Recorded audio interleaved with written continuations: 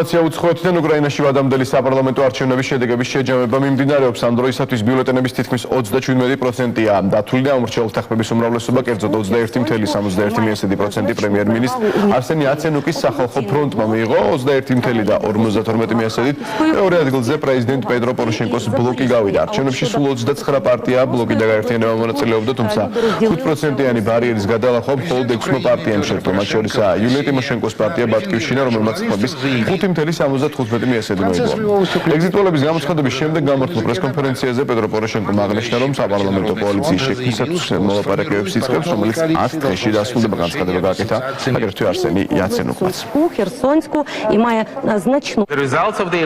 არჩევნების შედეგები არის დემოკრატიული, პროევროპული და პროუკრაინული ძალების გამარჯვების დემონსტრირება.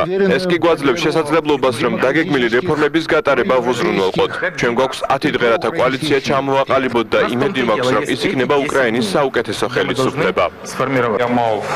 იმედი მაქვს, რომ უკრაინის ახალ მინისტრთა კაბინეტში პროფესიონალები გაერთიანდებიან, რომლებიც მოკლე დროში შეძლებენ ეფექტური რეფორმების გატარებას და უკრაინისთვის საჭირო ცვლილებების განხორციელებას.